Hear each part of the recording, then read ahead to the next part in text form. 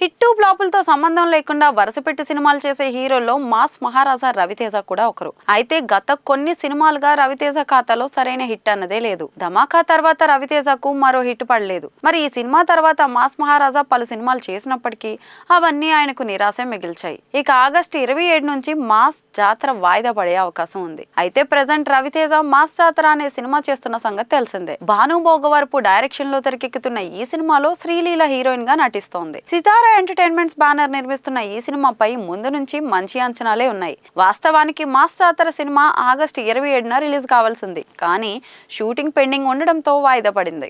August నుంచి cinema వాయిదా వేస్తూ త్వరలోనే కొత్త రిలీజ్ డేట్ ను అనౌన్స్ చేస్తామని మేకర్స్ అయితే చెప్పారు. మరి ఈ నేపథ్యంలోనే మాస్ జాతర రిలీజ్ డేట్ గురించి ఎప్పుడో వార్త అయితే వినిపిస్తోంది. ఇక తాజా ఇన్ఫర్మేషన్ ప్రకారం మాస్ జాతర బాహుబలి ది ఎపిక్ సినిమాతో పోటీ పడబోతున్నట్లు తెలుస్తోంది. బాహుబలి ది ఎపిక్ రిలీజ్ కానున్న అక్టోబర్ 31 నాడే ఈ సినిమా కూడా రిలీజ్ కానుందని వార్తలైతే వినిపిస్తున్నాయి. అయితే బాహుబలి ది ఎపిక్ అని రెగ్యులర్ రీ రిలీజ్ సినిమా కాదు.